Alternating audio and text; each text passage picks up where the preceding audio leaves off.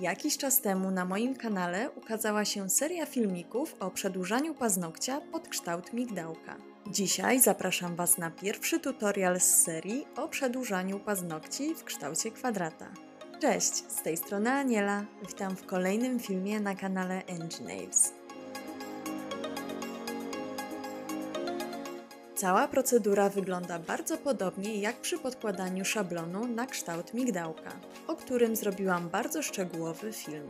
W tym tutorialu nie będę już tak dokładnie omawiała podkładania, dlatego zapraszam Was na poprzedni materiał w celu uzupełnienia wiedzy. Jak widzicie, płytka paznokcia została wcześniej odpowiednio przygotowana. Skórki zostały odsunięte i wycięte, a cały paznokieć został zmatowiony polerką.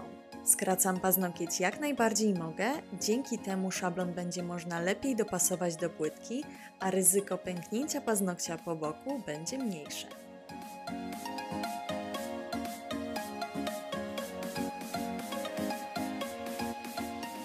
Następnie sięgam po szablon.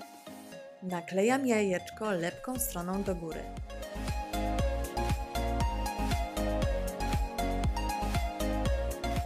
Następnie szablon roluję, aby przybrał bardziej okrągły kształt.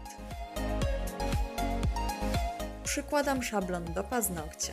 Jak widać, szablon trzeba trochę wyciąć, aby dopasować go do paznokcia. Za pomocą nożyczek przycinam szablon.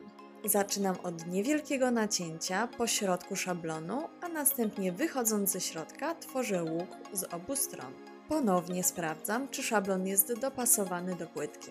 Szablon jest już dobrze przycięty, ładnie przylega do wolnego brzegu paznokcia.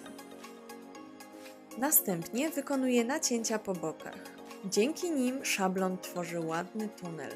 Gotowy szablon zakładam na paznokcia. Sklejam go na dole. Pilnuję, aby skleić go równo i symetrycznie.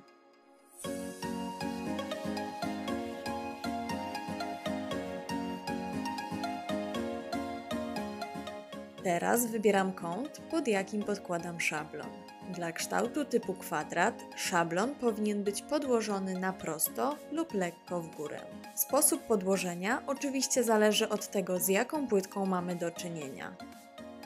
Następnie bardziej sklejam szablon, a na jego końcu pozostawiam owalny otwór. Pamiętajcie, że środkowa linia na szablonie ma przebiegać przez środek paznokcia. Tak założony szablon jest gotowy do wykonania przedłużenia, co pokażę Wam w następnym filmiku. Jeśli podobał Wam się mój materiał, koniecznie dajcie mi o tym znać w komentarzu.